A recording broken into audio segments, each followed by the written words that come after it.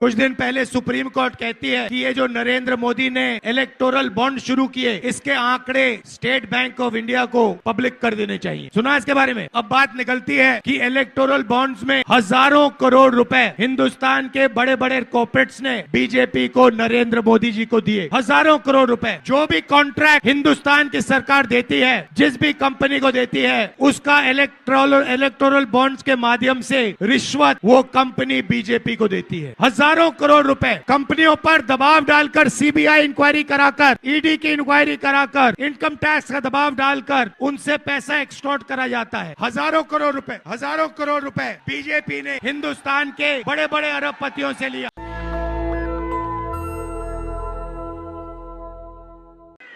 पहली यात्रा में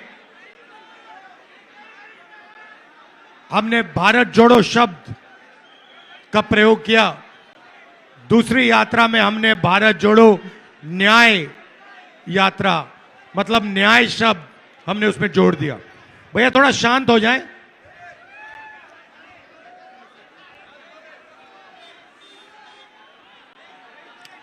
जब हम पहली यात्रा पे चल रहे थे, बहुत सारे लोग आए, कहते देखिए आप कन्याकुमारी से कश्मीर तक चल लिए, मगर ऐसे बहुत प्रदेश हैं जहां आप गए नहीं। उड़ीसा नहीं गए, गुजरात नहीं गए, छत्तीसगढ़, झारखंड नहीं गए, तो आपको दूसरी यात्रा करनी चाहिए। न्याय शब्द क्यों जोड़ा? क्योंकि पहली यात्रा में पता लगा कि जो हिंसा फैल रही है उसका कारण अन्याय है। गरीबों के खिलाफ, श्रमिकों के खिलाफ, मजदूरों के खिलाफ, छोटे व्यापारियों के खिलाफ, बेरोजगार युवाओं के खिलाफ, जहां भी इस देश में देखो आपको अन्याय दिखेगा। तो इसलिए हमने दूसरी यात्रा में न्याय शब्द जोड़ दिया। मैं शुरुआत आपसे 2-3 सवाल पूछ के करता हूं। नरेंद्र मोदी जी ने हिंदुस्तान के 20-25 सबसे अमीर लोगों का कितना कर्जा माफ?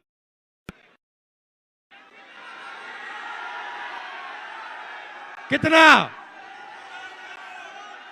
नहीं, हजारों करोड़ नहीं, 16 लाख करोड़ रुपया। अब आम आदमी को यह नंबर समझ ही नहीं आता। अदानी को समझ आ जाता है, मगर आम आदमी को समझ नहीं आता। 16 लाख करोड़ रुपए कितना होता है मैं आपको बताता हूं। एक साल मनरेगा को चलाने में 65,000 करोड़ रुपए लगते हैं। मतलब नरेंद्र मोदी ने मनरेगा का 24 साल का पैसा 20-25 लोगों को दे दिया। किसानों का कितना कर्जा माफ किया नरेंद्र मोदी ने? बुनकरों का कितना माफ किया? छोटे व्यापारियों को कितना किया? जो ये युवा कॉलेज की पढ़ाई के लिए, ट्यूशन के लिए कर्जा लेते हैं, उनका कितना माफ किया?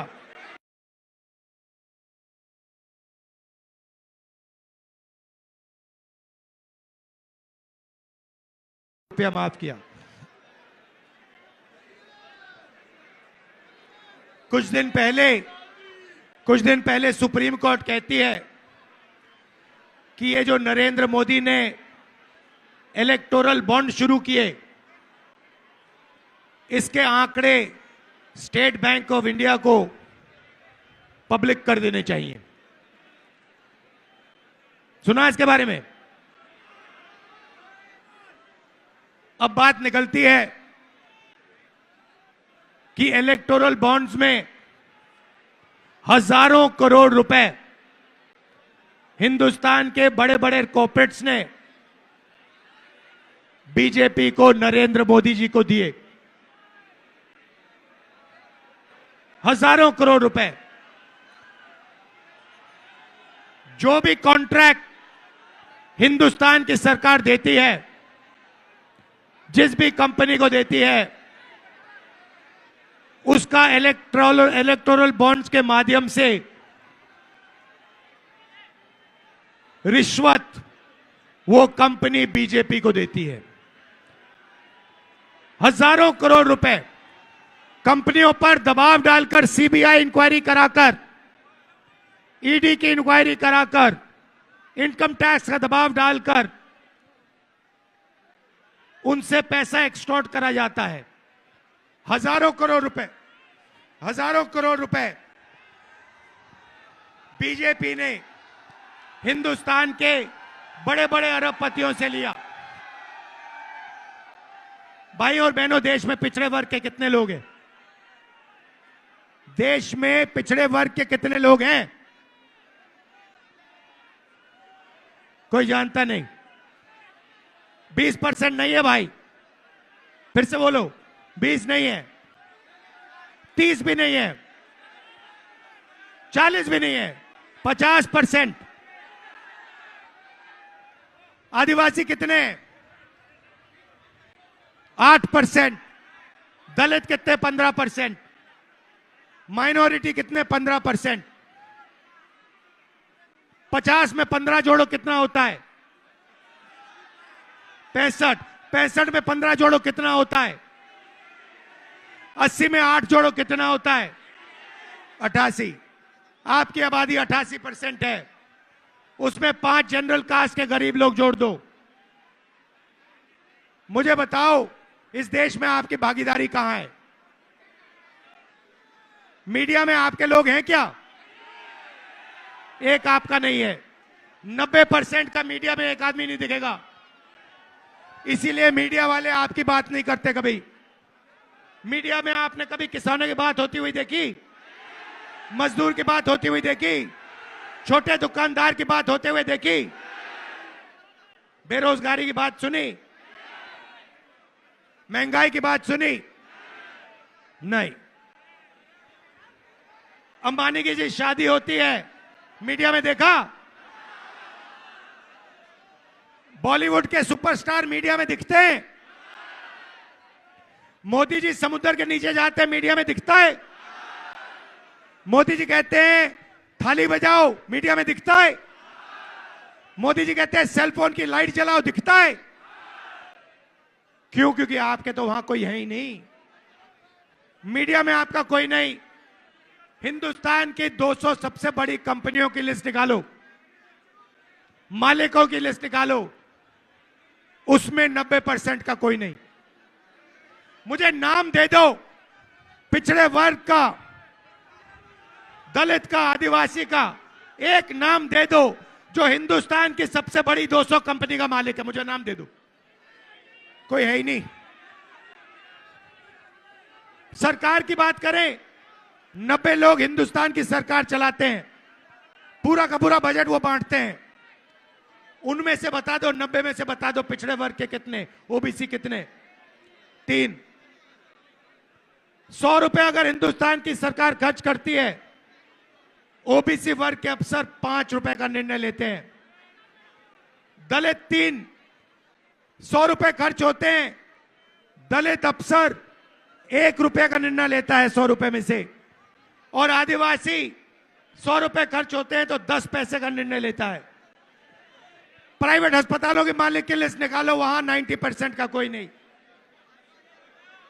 प्राइवेट स्कूल कॉलेजेस की लिस्ट निकालो, वहां 90% का कोई नहीं। तो आप लोग हो कहां? आप लोग मजदूरी करते हो। ये जो फ्लाईओवर बनाए ना, ये 90% ने बनाया है। ये जो सड़क बनी है, ये 90% ने बनाया है। मगर इसका जो पैसा बना है, वो 5% के बैंक अकाउंट में गया है। ये हिंदुस्तान की सच्चाई है। इसलिए हमने न्याय शब्द भारत जोड़ो यात्रा में लगा दिया।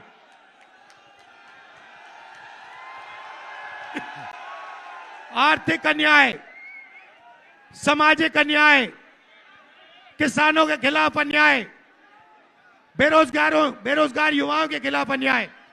किसान कहता है हमें एमएसपी दे दो, मिनिमम सपोर्ट प्राइस दे दो। नरेंद्र मोदी जी कहते हैं नहीं मिलेगी, मर जाओ तुम्हें नहीं मिलेगी।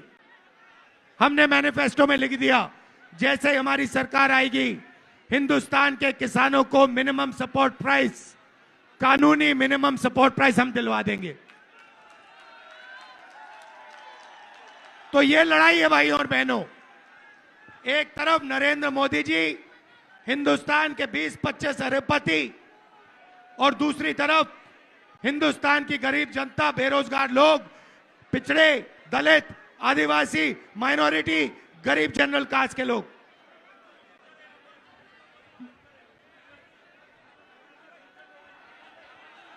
यहां पे बुनकरों की आबादी है। आपका नरेंद्र मोदी जी ने कभी कुछ किया? कर्जा माफ किया, जीएसटी लागू कर दी, नोटबंदी कर दी, और जो छोटे उद्योग चलाते हैं, जो स्मॉल मीडियम बिजनेस चलाते हैं, बुनकर लोग हैं, उन सब का धंधा खत्म कर दिया। ये जो दुकानदार हैं, स्मॉल मीडियम बिजनेस वाले, इनको सबको खत्म कर दिया। क्यों? क्योंकि वो सबसे बड़े अरबपतियों की मदद करना चाहते हैं। तो ये मेरा मैसेज है आपके लिए। आप लोगों को जागरूक होना पड़ेगा। आपके जेब में से हर रोज पैसा निकाला जा रहा है, वही 20 लोगों के जेब में जा रहा है।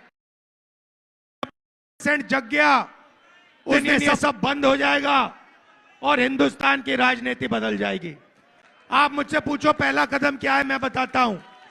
पहला कदम जाति जनगणना, सबकी गिनती। इस देश में दलित कितने, आदिवासी कितने, गरीब जनरल कास्ट के कितने, पिछड़े कितने, माइनॉरिटी कितने। उसके बाद आर्थिक, फाइनेंशियल और हिंदुस्तान की हर संस्था का सर्वे, जुडिशरी में कितने, बड़ी बड़ी कंपनियों में कितने, मीडिया में कितने, ये दूध का दूध, पानी का पानी हम कर देंगे। आप हमें मौका दो, जाति जनगणना करेंगे, आर्थिक सर्वे, इकोनॉमिक सर्वे, और हमारी जो देश की सारी संस्थाएं हैं, इसका सर्वे करेंगे। हिंदुस्तान में क्रांतिकारी काम हो जाएगा, बदलाव शुरू हो जाएगा। आप सब ने यहां इतने प्यार से मेरी बात सुनी, इसके लिए दिल से आपका धन्यवाद करता हूं। नेशनल दस्तक की आपसे गुजारिश है कि अगर इसको बचाना चाहते हैं तो नेशनल दस्तक को सब्सक्राइब करने के लिए रेड कलर के सब्सक्राइब बटन को दबाएं, फिर बेल आइकन की घंटी दबाएं। नेशनल दस्तक को बचाने के लिए बहुत जरूरी है कि हर खबर को शेयर करें, लाइक करें, कमेंट जरूर करें।